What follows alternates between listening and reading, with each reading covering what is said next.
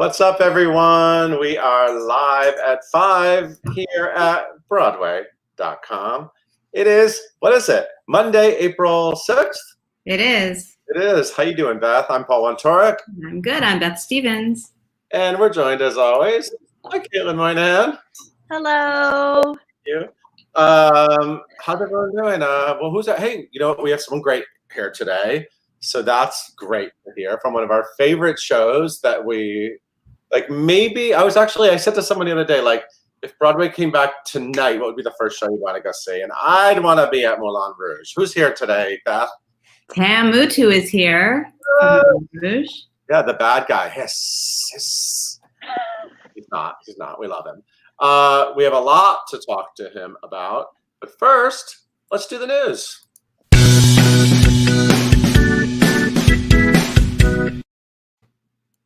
Tonight, the hottest show is happening on Broadway.com. That's right. I'm very excited, aren't you guys? Because tonight at 8 o'clock Eastern Time, there will be a reading that will benefit Broadway Cares Equity of Fights AIDS COVID Emergency Assistance Fund. But I'm bearing the lead because it's Lips Together, Teeth Apart. And of course, this was by the late, great Terrence McNally, who passed away March 24th. And it stars, such good stars, Paul. Celia Keenan-Bolger, Ari Grainer, Zachary Quinto, and Jesse Tyler Ferguson, directed by Broadway's Trip Coleman. Yes, and I have inside info in this because I'm involved in this. Yes, you are. I'm helping to direct the live stream, and I'm sort of a technical guy tonight. But I've been watching rehearsals. You guys have to tune in because these 4 actors are so fantastic. Beth and I have loved this play for a long time. So I'm very excited they chose to do this play. And it's going to be, it's really funny. It's very dramatic. And it's actually going to be a really cool experience. So I recommend everybody tune in tonight at 8 o'clock. You can get to it right at Broadway.com/lipstogether. It's also on our YouTube page. And it's gonna be something special, I think. There's some good surprises. I will be tuning in, definitely. I know you are. And please donate because there are a lot of people who really need it right now. Yes, please donate. It all benefits to Broadway Cares Equity Fights AIDS COVID-19 Emergency Assistance Fund, and all that money is getting doubled. If you donate $5, it ends up as $10, and that's all going to the Actors Fund. So it's really a fantastic thing. And Jesse Tyler Ferguson and his husband are also matching donations. I just want to mention that. So generous. Justin Makita. It's produced with Justin, Eric Kuhn, producers, and Justin and Jesse are matching all money up to $25,000. So you have to at least give some towards that. And like Jesse says, make him pay up. Yes. And speaking of, one of tonight's stars is teaming up with one of her Broadway faves to do some really good stuff. This is great news today. Yeah. So didn't we just finish talking about Celia Keenan-Bolger? There's always something to say. She's an activist. I mean, Celia gets involved in things, and she's a real social fighter, which she got from her parents, right? Didn't she? Yes, she did. Yes. Anyway, so Celia and Gideon Glick, who of course were in To Kill a Mockingbird, together have joined forces with writer Victoria Myers, and they launched a virtual meal train initiative to assist medical professionals in local restaurants. Beginning with #Broadway Feeds Bellevue, donations will provide meals for the intensive care unit at Bellevue Hospital, while simultaneously helping to generate business for local restaurants during this time. In just 24 hours after launching, they raised over $30,000 from the Broadway community and beyond, and this is fantastic. I mean, come on, this is. I talked to Celia about this because I got to have a little chat with her, and she said that some of the third shift workers at Bellevue, and of course Bellevue's a public hospital, she called it overwhelmed and underserved. Those third shift workers weren't able to eat at all. So this feeds them. It feeds 20 people per shift, at least. Amazing. Yeah. Amazing. And we got a fun little inside scoop from Mrs. Doubtfire. This is such a sweet video. Oh, it's so good to see people just singing a joyous song, isn't it? That's Rob McClure. We love him. Rob McClure, who is the lead in Mrs. Doubtfire, which will come to Broadway eventually, we hope soon enough. Sure. But they got together with the whole cast, in their separate homes to sing the finale, As Long as There Is Love, which is apt for this moment. And it was written by the Kirkpatrick brothers, Wayne and Carey. I never heard the song before. I haven't heard any of the score except for the little pieces we've seen of it. But it's just heartwarming and lovely. And it's great to see Jen Gambitis and all the kids and everybody in the show, Brad Oscar, everyone. So check that out. Check it out. Yes.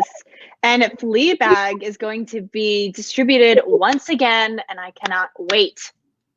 You can't wait. A lot of fans can't wait. This is Phoebe Waller-Bridge's hit show. You may know the TV show. You may know the started as a stage show, then it was a taped stage show.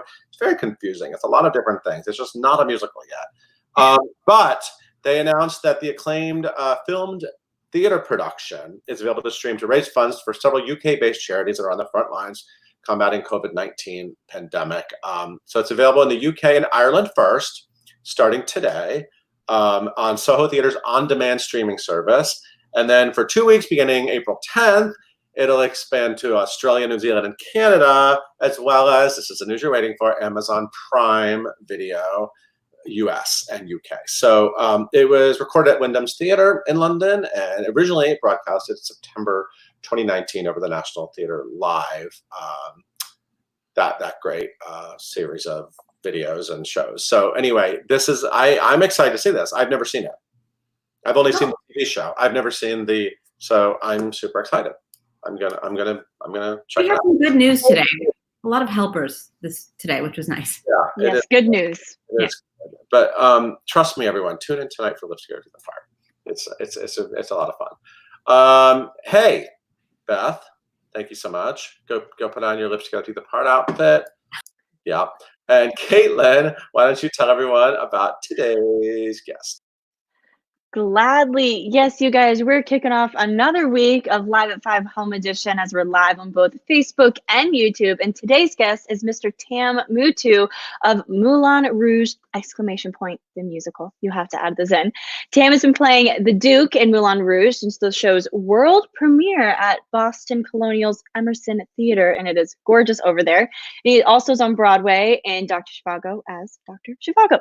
So you guys can follow him on social media at Tam Mutu. There's 2 M's in there. Make sure you guys follow along. Leave all of your questions down in the comments below for us to ask later. And please welcome Tam and Paul. Tam Mutu. Hello. Hi. Ethan. Hi. Good to see you. I'm glad I shaved today. I shaved the other day actually, but it's coming back in now. I literally went completely clean. It was Isn't that your look? Isn't that your look? Like it was a bit of a shock. No, it was a bit of a shock. But now it's coming back, so I've got a bit of scruff. Yeah. Anyway. You got the look. How you holding up? Good. You know, a bit cabin fevery, as I'm sure everyone else is as well. It's surreal. It's I don't know. I mean, it's kind of crazy. It kind of feels like a really, really bad movie at the moment. It's one of those. I was saying to somebody the other day, it's like one of those 90s movies, one of those bad movies. It's that, right? Yeah. It's funny as well because Kristen and I went through a phase, like I think it was about a week and a half ago, where we decided to watch all the disaster movies, all like the ones with like your Contagions, your Outbreaks. I'm like, what are we doing watching all these? But yeah, as you do. Yeah. So you look good. You look very healthy. And you actually haven't been 100% this whole time. So let's talk about this a little bit. Okay, so it was kind of strange. I mean, I remember, I think it was like 3 weeks ago now, whenever I think it was like, what was it, the 11th or the 12th of March or something around there. And it was on a Wednesday night after the show. Almost 4 weeks ago now. Yeah. Wow, that's gone quick. Yeah. And I remember feeling like a little funky. Something wasn't right. My energy level was really low. And even during the show, I didn't feel quite right. And I got home and then symptoms started, and it came on quick actually. Like that night I had then I went straight into like sweats, fevers, all the rest of it, and headache, streaming nose, everything that everyone talks about. I had it, and I don't think when it was spoken about before, I don't think people actually understand how painful it is. And obviously then when I first got it, then it went into days and days and days of it. And You go through the same sort of sequence, and you have days when you feel slightly better, and then literally nights, and generally nights and mornings. Like nights were the worst. You'd be in so much pain. It was almost like your joints were breaking. Like you couldn't get comfortable. You went through all your clothes in terms of sweat and headaches. It was, like a flu on, on speed, basically. It was kind of insane. But then what was scary was like, you start to sort of feel a little bit better. And I got to a point where there was a couple of days where my breathing started to change significantly. And then one night specifically, I felt like almost like an elephant was sitting on my chest. I just couldn't get any breath in at all. It was really, really hard to sort of just, it felt like there was no air. It was like being at altitude. I'd imagine that's, the comparison. So that was concerning. And I tried to sort of fight it for a bit. And Kristen, my wife was, was getting more and more concerned. And then I got scared. I got really scared. I thought, okay, this isn't right. I don't know what to do. And obviously at that point it was a bit earlier, so we didn't have as much information as we do now. And I was kind of reluctant to go to hospital because I didn't want to, go there and waste anybody's time either, or because I was hearing a lot of reports about people being turned away, like without, so anyway, I got to a point where I just thought, okay, something's severely wrong. I have to go. And I went, and we both went, and we both got tested, and we both had, the virus, obviously. And then they checked, my bloods and my O2 levels and all the rest of it, and did an X-ray on my chest. And I actually had double pneumonia in both lungs, which obviously isn't great. And so I got admitted, and I was in for a few days. It was kind of, scary, really. It was, because obviously I had to say to them goodbye to Kristen. Her lungs were okay, and then they gave her some treatment, and almost that night they said, you can't stay here. So all these reports when you're hearing people aren't allowed any, no guests, no visitors, you're not allowed anyone around. So literally you are separated, and that's it. You're in isolation. That's it. So that was hard because, I wouldn't want to be overly dramatic about it, but I didn't know what was going to happen. I didn't know, all the ins and outs of it. But I have to say, I went to, I'm going to give them a shout out because they were amazing. Presbyterian Hospital on the sort of Upper East Side, and they were amazing. They were absolutely incredible. All of them, from like when I got in there to when I left, they were just so lovely and conscientious and helpful and kind and everything you would you expect at this sort of time, and they were. And so how long were you in the hospital, and what was the point where you knew that you could go home? And I had a couple of days in there, which is great considering a lot of people. I know that my good friend, obviously, who you guys know, Danny Burstein, was in for a lot longer than that, which is really worrying. It was more. I think it's more to do. They monitor your oxygen levels in your in your lungs and how they're responding, and mine was sort of wavering lower than they wanted them to be for a little while, and then when they started to increase to a level which they felt was safe, I think it then becomes a bit of a numbers game as well, like statistics as well. I think they kind of, because when I got in there, it was like I said, it was a month ago now. So I had my own nurse to start off with, and she was like, "You're my only patient," and I was like, "Okay."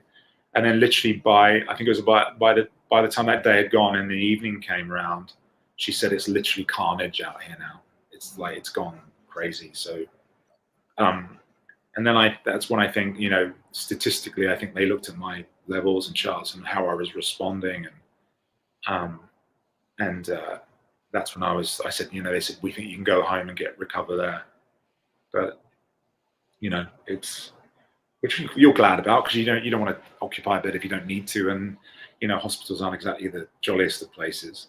But I was very lucky. I mean, I felt like going in there now, for example, I would hate to think what the situation's like now for everybody.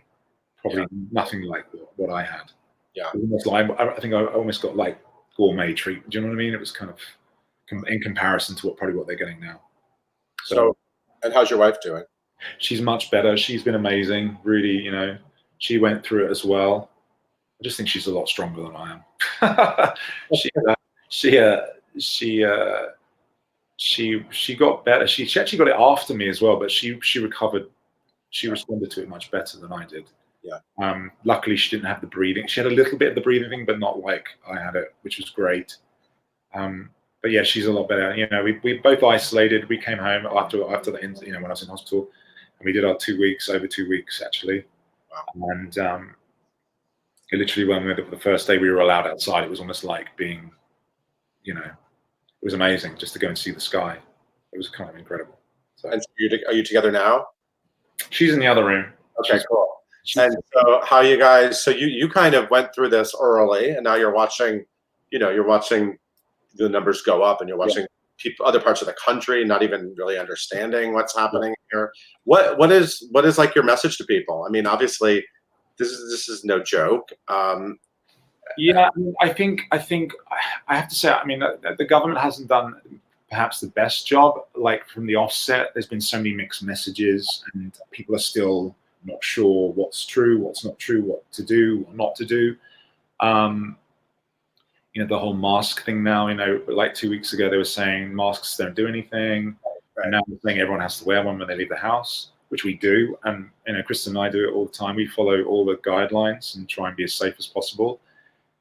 It's fascinating to me, actually, because I go outside and, you know, daily, and just to, you know, just to try and relieve the cabin fever. But people still aren't, you know, wearing masks. They're not keeping 6 feet apart. They're just, I don't understand that. I mean, you know, if I could sort of explain to people, you know, it is serious.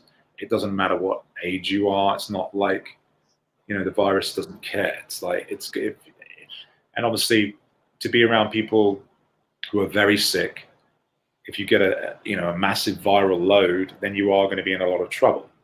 A lot of people are sort of like luckier in the sense that perhaps the dosage that they're sort of around at the time when they sort of get it is less, so their response to it may not be as significant as other people, and that's, you know, that's quite an important piece of information as well. I think people understand that. You're not everyone can get it. You're not, you know, no one's special. It should be taken seriously. It is scary, especially when you feel like, you know, it's not as if I feel like I'm not a fit person, you know, and for a time it was very scary. You know, and I was very scared for a lot of my colleagues at work, you know, especially Danny when he was in, you know, and it's, you know, I just want people to be safe, basically, you know, and respect what, you know, the sort of protocols and stuff, although they need to sort of be clearer of what they're saying.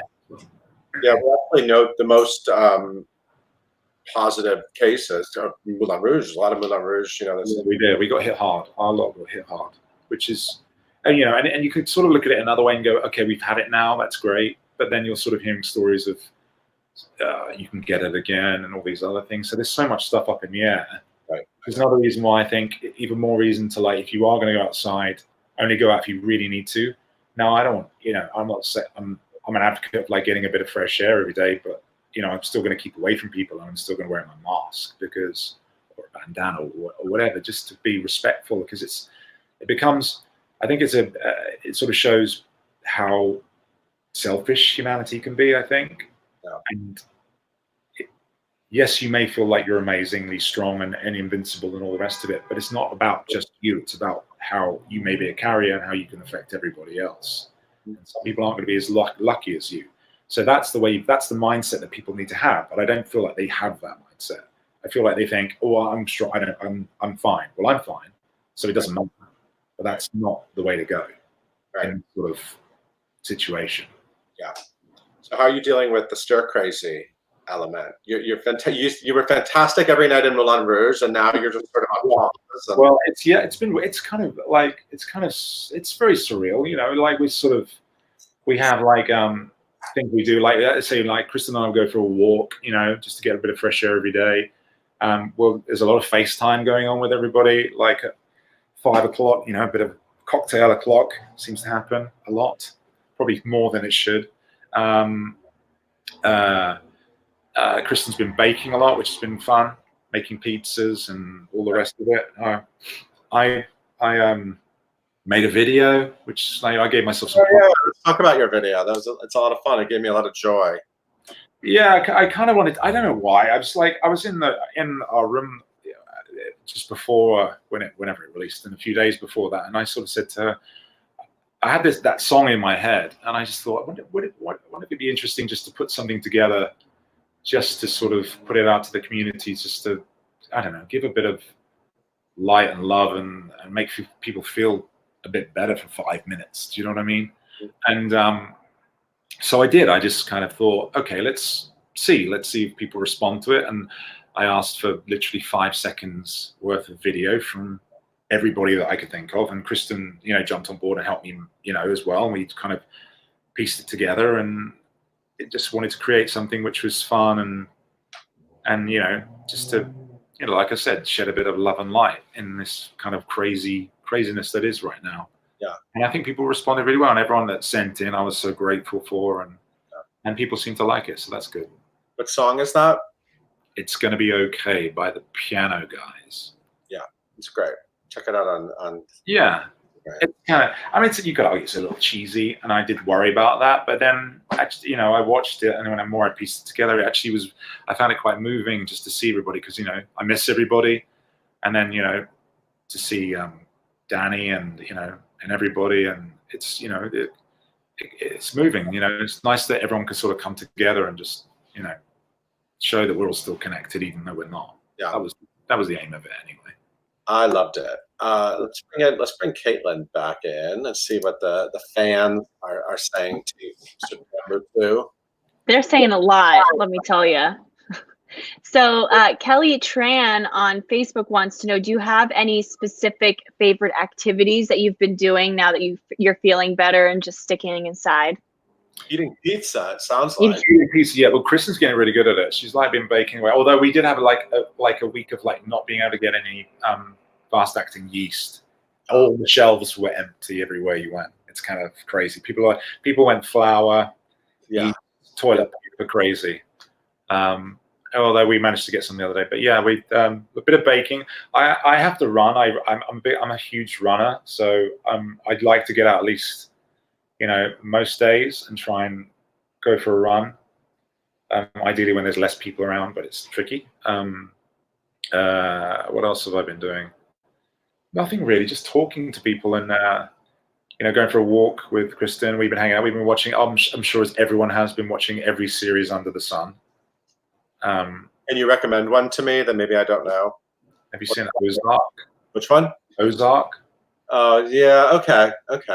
You have to stick with it. I'll come back.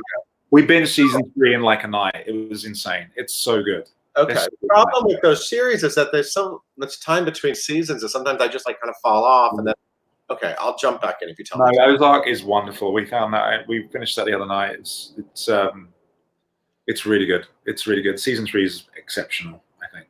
So go back to that one. Do you want to have a cameo in season 4? Who would you play in Ozark? I could picture you as one of those guys. I don't know.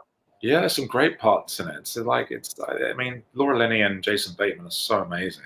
It's just to be around them would be cool. Yeah, just to be there. Yeah. Is anyone filming anymore? There's no theater. Is there anyone filming? I don't think so. Not for a period of time anyway. Yeah. Love it. So a lot of people just really want to know what you're up to. So Trisha on Facebook wants to know if there's any specific games you're playing. I don't know if she means video games or board games, but are you a games man? Yeah. I play a bit of PS4, as you do. Been playing Red Dead Redemption 2, and there's one that's I'm going to give a shout out to my friend Tommy, Jai Frasca's husband, Tommy L. Jenkins, and he is in Death Stranding, which is it's kind of a crazy game, but it's really good, and he's great in it. So I've been playing a bit of that. What else? Shadow of the Colossus I started the other day as well. Sounds epic. Okay. I'm suddenly picturing a Moulin Rouge video game. Yeah, that would be great. How high can you kick your legs? You could kick Christian's butt. I mean, like, Yeah, no chance. He would have no chance. swinging from the trapeze. Sure. Yeah, I'd From the circus game. Yeah, that's I'm so here for that. Yeah, so actually a lot of people want to know, is there a song or a scene that you're like find yourself missing the most doing in Moulin Rouge? Do you ever just like have the urge to like perform a certain scene or song from the show during this time? not necessarily perform, but I mean, you know what actors like. Every now and again, I'll just like I will go through my, just say a couple of lines just to see if it's still there, because I'm paranoid. I love the opening number, but I think my favorite song in the show is still Chandelier. So Yeah. I miss hearing that. Do you feel like when you have a break from a show like that, you're gonna go back with this whole new, like, it must be sort of like in your head, you're gonna go back with like a whole new energy and just sort of like, I don't know, when you have a break from a character, do you get the opportunity to sort of like reevaluate maybe and just sort of? Well, yeah, I mean, also in this whole experience, I mean, I think if anything's going to open your eyes to like how quickly things can change. It's I've spoken to producers and things, and they're very hopeful that we're going to be back at some point in the near future. Yeah. But some shows that aren't so lucky, I feel your heart goes out to them. We were around Tony season when all these new shows were coming in. Half of which now probably going to be pushed back. Are they going to come in? It's really sad. A lot of tours have closed. So to be part of something which is going to definitely happen again, you have to be very, very grateful. And I am, and I'm sure when we get back on stage, that first show will be epic. And the feelings for that, it will be as genuine as they can be. I think it was. Because we are very lucky. We're very lucky to be able to have a show to go back to. And I really do feel for people that aren't so as fortunate as us. Yeah, absolutely. Wow. Okay. I think we have time for one last question. And Jenna M on YouTube wants to know, what's your advice for aspiring actors who are in high school? Ooh, okay. I always say the same thing generally. I think if you work hard, practice and do your homework, look after yourself, be healthy, treat yourself with respect and others with respect. And I always think the biggest one is to be kind to yourself, because there are lots of bumps in the road in this sort of profession, and it's very hard sometimes to sort of give yourself a break, because you can be really hard on yourself, and if you don't get things and things don't work out the way you want them to, or you make mistakes, which everybody does, I always think to be kind to yourself is the biggest one I'll always say. One more piece of advice for high school. Social distance. Right? Wear your mask. Oh, yeah. I'm so Sorry, really loud. Yeah. They will eventually. So glad that you're better, worrying about you, and everyone go check out that music video. And I want to be in that first audience when Moulin Rouge comes back. Are you kidding me? Yeah, I mean, I'm sure. I hope that Broadway opens up with a bang again at some point. I'm sure it will. Yeah. And everyone's excited for that. But in the meantime, hunker down, be safe, look after yourselves, look after your loved ones. Lots of FaceTime. It's always good. Yeah. Now's the time to do it. You've got no excuse. Exactly. Sometimes my days are filled with video meetings. Yeah. I still like people now sometimes than I did before. So anyway, we look forward to seeing you back at the Al Hirsch Theater. Thank you so much for joining us. I'm going to pop you out. And Caitlin, why don't you take us? Gladly. Thank you guys so much for tuning in today as we continue our Live at 5 home edition, live on both Facebook and YouTube. You guys can follow along wherever you get your podcast by searching for #Live at 5 and hitting that subscribe button. Be sure to tune in tomorrow when we talk to Tony nominee and stage favorite Anthony Boyle.